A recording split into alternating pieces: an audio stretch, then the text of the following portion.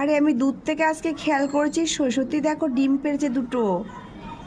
টুনটুনি পাখি ডিম পেড়েছে দেখো। আর বাসাটা যে কবে থেকে বানিয়েছে আমি খেয়ালই করিনি। এই দেখো, এটা ফুলের মানে একটা টব আমার এরকম ব্যালকনিতে ঝোলানো আছে। আর হ্যাঙ্গিং টব না।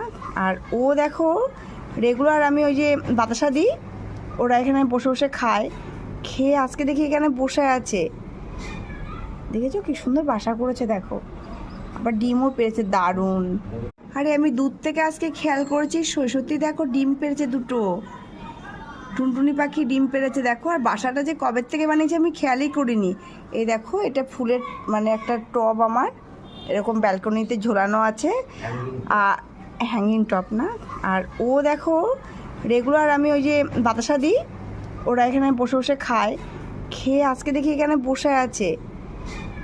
দেখেছো কি সুন্দর বাসা করেছে দেখো। আবার ডিমও